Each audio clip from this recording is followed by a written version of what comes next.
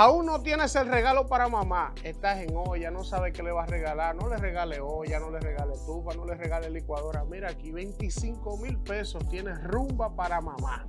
Así que solo tienes que entrar a este video y ver en la descripción cómo ganarte esos 25,000 pesos para que les regales a tu mamá estos bonos de CCE.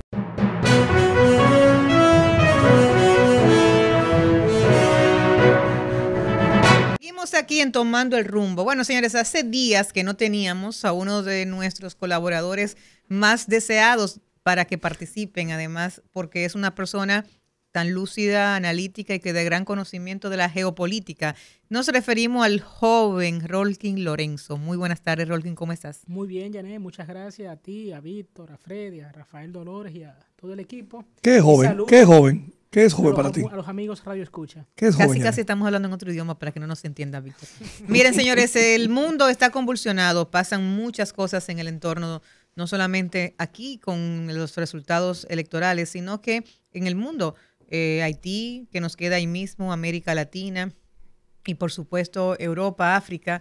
El mundo está convulsionado, hay rupturas de mucho de lo que hasta ahora se veía como algo normal. Están surgiendo fenómenos, liderazgos que ponen en cuestionamiento lo que hasta ahora teníamos tradicionalmente como concepción de un líder, de un presidente, de un liderazgo en la gobernanza o en la oposición. Y precisamente, Rolkin, quiero que comencemos analizando lo que ha pasado recientemente en España con la presencia del presidente Milei de Argentina, que participó en actividades con el PP y con Vox. Pero en la actividad con Vox fue en la que hizo unas declaraciones donde de una manera u otra ofendió lo que es el presidente del Reino de España, hablando de él que Pedro Sánchez no era el Estado, que Pedro Sánchez no era España y mucho menos su mujer. Y ese referimiento directo, pues el presidente de España tomaron decisiones y una decisión fue retirar la vía diplomática de España con Argentina, que es precisamente a su embajador, al señor Alonso, retirándolo para Madrid. Y quiero que nos hable, porque cuando uno llega a Argentina, llega a España, llega a Madrid. De hecho, la arquitectura de la capital de Argentina, Buenos Aires, pues es muy parecida a tu caminar por Madrid. Ha sido unas relaciones bilaterales de una larga historia de cooperación de España con Argentina, y de pronto ver esta situación pues nos lleva a cuestionar qué va a pasar con Argentina, precisamente porque no es la única puerta que se está cerrando. Se ha cerrado ya aquí con México, se ha cerrado con China, o sea, lleva una trayectoria que de pronto nos preguntamos qué va a pasar con un país que, como tú decías fuera del aire, tiene que salir de una crisis económica, y vemos que lo que está haciendo es cerrándose posibles aliados del comercio exterior. Sí, Janet, como tú bien señalas, decir Argentina en cierto modo es decir España. Tanto así que muchas de las ciudades españolas se replican con nombres en Argentina, ciudades y provincias. Córdoba, hay una que se llama Río Gallegos, en honor a la gran migración gallega que llegó allí entre finales del siglo XIX y mediados del siglo XX. Mira, como tú bien has indicado, el presidente Milei estuvo la semana pasada en su primer viaje a España, y no en un viaje oficial de Estado. Él fue invitado por el partido considerado de la extrema derecha en España, Vox, que dirige Santiago Abascal, y para que él participara como uno de los ponentes en un congreso que organiza ese partido en Madrid. El presidente Milei, en medio de las emociones discursivas, hizo alusión de manera implícita al presidente del gobierno español, Pedro Sánchez, del Partido Socialista Obrero Español, señalando que el socialismo era la desgracia para el mundo en estos tiempos, y que decía, mira, por ejemplo, cómo la esposa, sin mencionar el nombre del presidente, la esposa está vinculada en un caso de corrupción y él se toma 5 días para reflexionar. La mujer, dijo la mujer. Exacto. Entonces, él no mencionó el pecador o el supuesto pecador, pero describió los hechos que te hacen a ti inferir que se refería al presidente del gobierno español. Mira, yo considero algo. Sabemos que Milei es un outsider en la política de estos fenómenos que han surgido. Que han surgido en los últimos años en América Latina, con un discurso incendiario, en cierta forma, que raya en el espectáculo.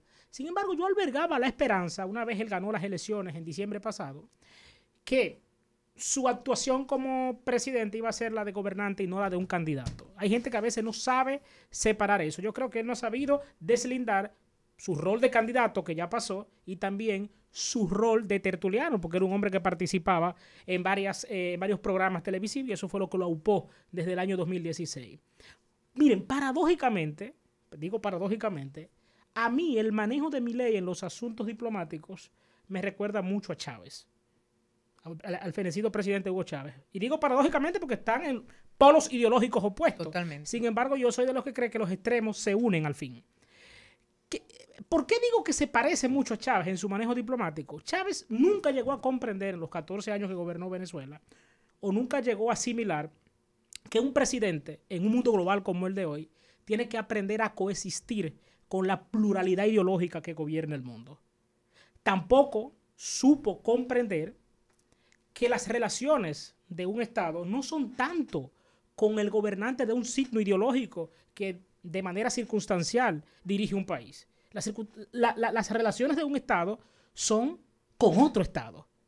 Es entendible que los países tienen amigos, otros estados, con los cuales profundizan más las relaciones. Eso es lógico, ya sea por vínculos comerciales, por vínculos históricos, ideológicos, ¿por qué no? Es entendible que República Dominicana profundice más sus relaciones, su política exterior con Estados Unidos y sus aliados que con Cuba. Sin embargo, nosotros no podemos tener una actitud agresiva contra Cuba por los vínculos históricos que tenemos con Cuba, por la cercanía geográfica. Entonces yo creo que el presidente Milei es muy parecido al presidente Chávez. Chávez, cuando llega al poder en 1999, se peleó con media América Latina.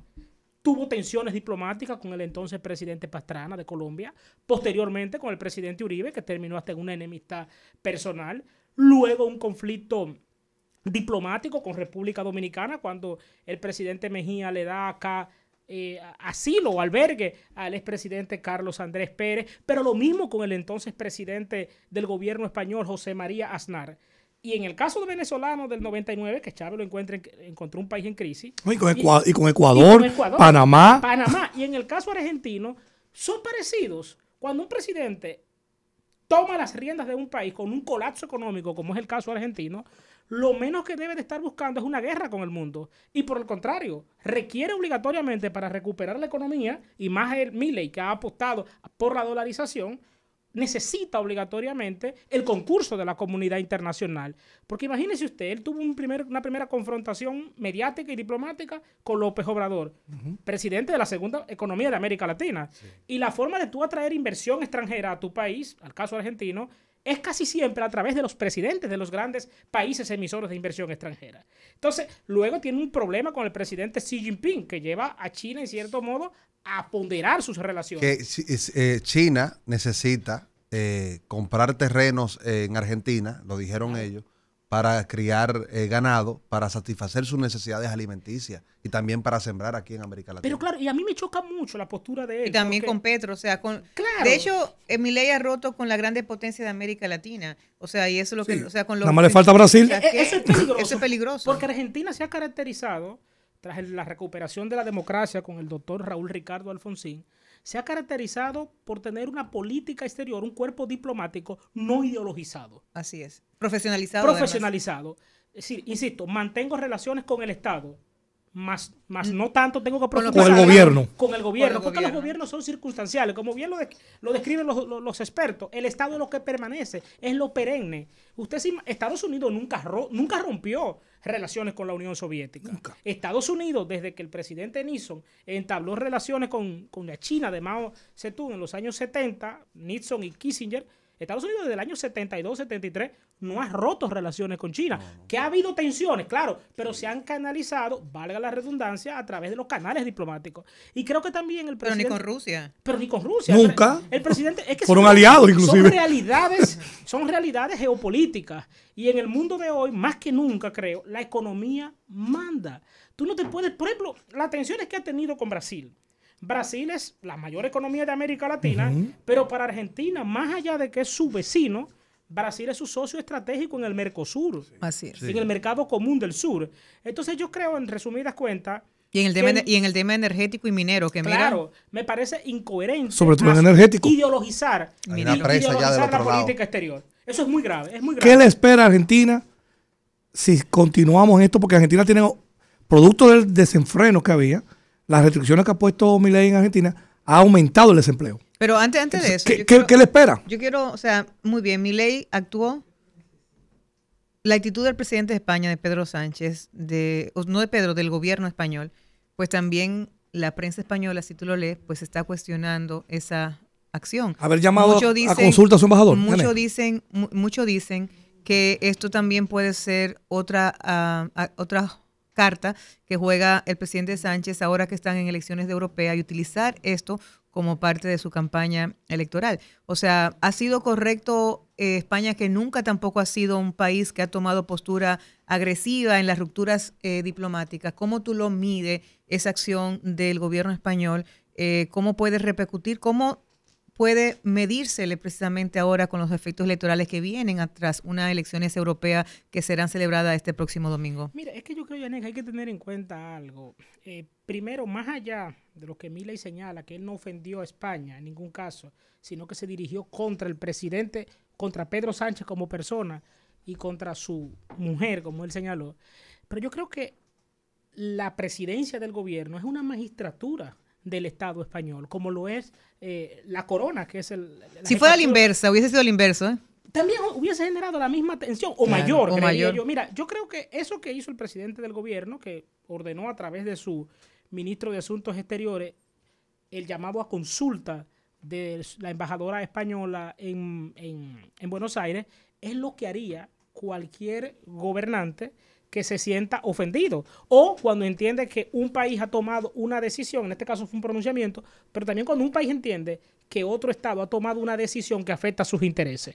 Es lo lógico, es lo que se estila en el ámbito de la diplomacia. Naturalmente, en España todavía están muy presentes las ideologías, y el tema derecha, izquierda, extrema derecha. Y ahora más que nunca. Sí, se suele utilizar mucho. Entonces, políticamente es rentable todavía hacer esa separación de la sociedad entre derecha, entre la extrema derecha, entre la izquierda, etcétera. Naturalmente que en este contexto el presidente Sánchez puede pescar ventaja, y además Sánchez es alguien que no se puede subestimar. Todas sus decisiones en los últimos 10 años, desde que irrumpe como secretario general del Partido Socialista Obrero Español, han sido con cálculo político, y los hechos lo han demostrado. Mira, ahora mismo... Entonces, escúchame, lo que decía Víctor, te preguntaba, ¿cuáles son los efectos? ¿Qué le esperaría entonces si rompen, o estas tensiones que hay, porque no creo que lleguen a romper las relaciones así como tal, entre Argentina y España, sobre todo si Milei se siente fortalecido con su ego? ¿Continuará? ¿Qué pasará en Argentina? Mira, tú sabes que Argentina ha sido históricamente no solo un receptor de inmigración española, es correcto, sino también un receptor de inversión privada española. Y esa inversión privada española ha estado en tensión durante todo el gobierno kirchnerista, desde la llegada de Néstor Kirchner en 2003 hasta la salida de Alberto Fernández el año pasado. De su pupilo. El sector privado español inversionista esperaba naturalmente, o alberga la esperanza, estoy seguro, no lo digo en pasado, de que le va a ir mejor. De que le va a ir mejor. Los inversionistas siempre son como las palomas, siempre van a donde hay paz. Naturalmente que una tensión diplomática entre el Estado que recibe inversión y el Estado que emite la inversión privada no favorece el clima de inversiones. Entonces, un país que está apostando por la dolarización, que requiere obligatoriamente la entrada de divisas a través fundamentalmente de la inversión extranjera, de los inversores privados extranjeros, lo menos que debe de hacer su presidente es pelearse, es estar en guerra mediática, comunicacional y diplomática, por qué no decirlo, con ese Estado que deposita su confianza en inversionistas. Mira, ahora mismo el gobierno de Milei suspendió temporalmente las web y redes sociales de los medios públicos.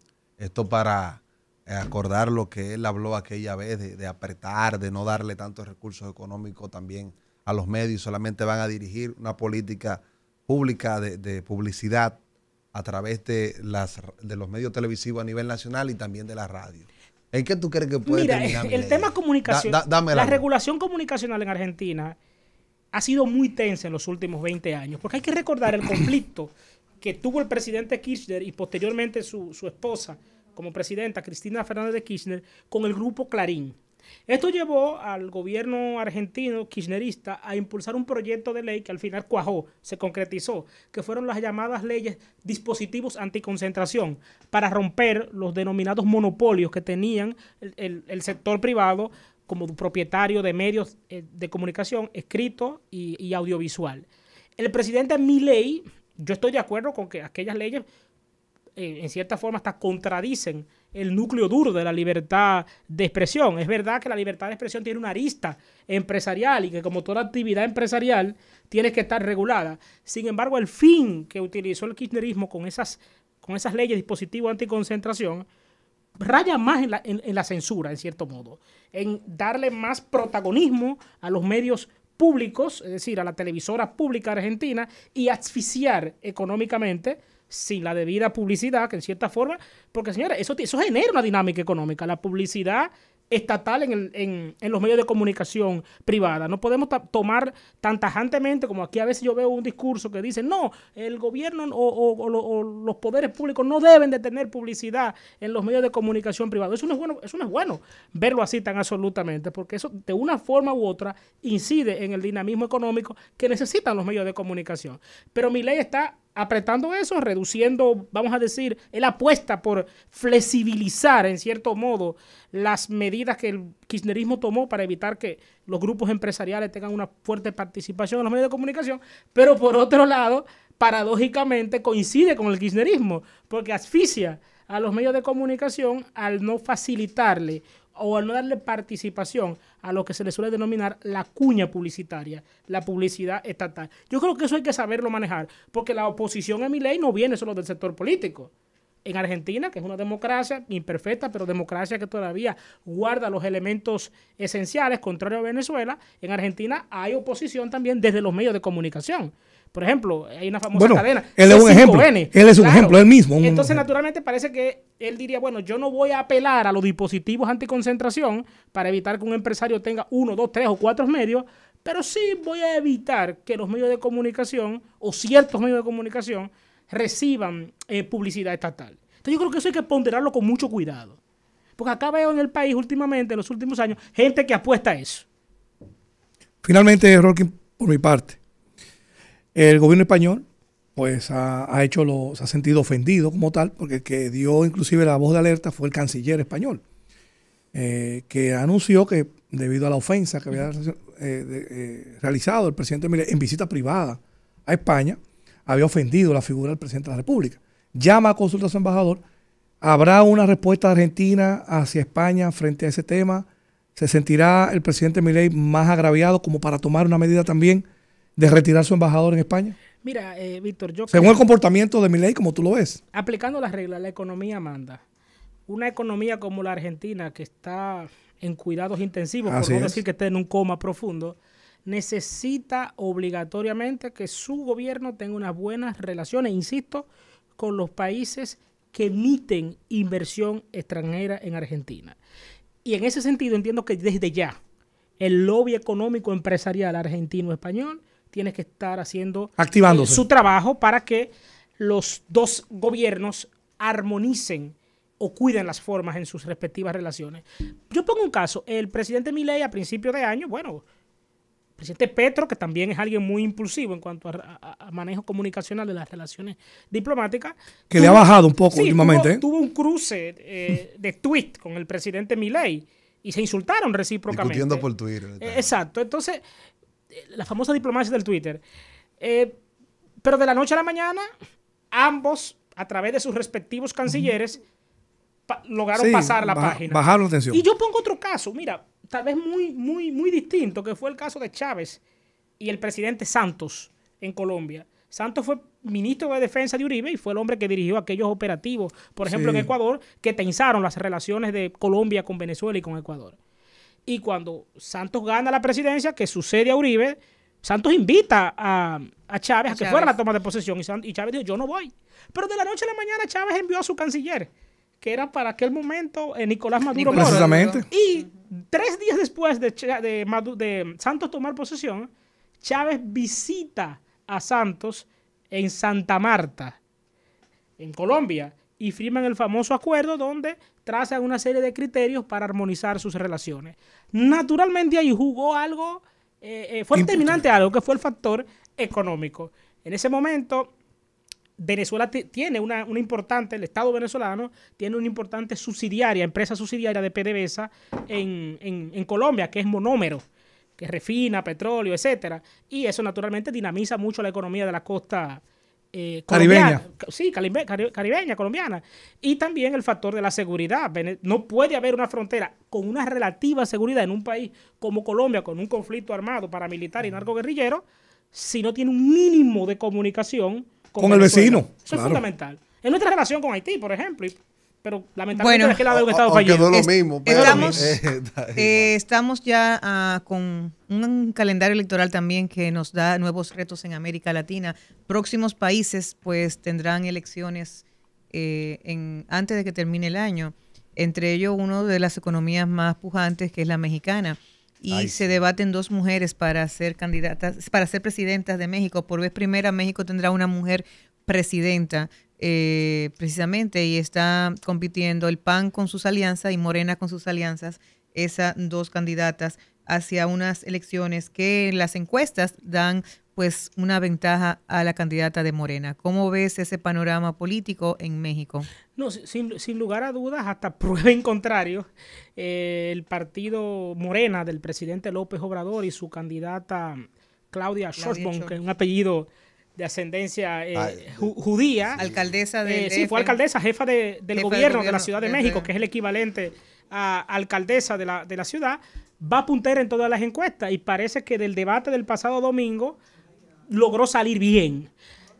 Sin embargo, en México hay un factor que creo que es lo que contribuye a que faltando una semana para las elecciones y a veces hasta un mes o 2 meses no se den sorpresas de último momento, y es que México es de los pocos países con una población electoral muy grande que no tiene la doble vuelta electoral.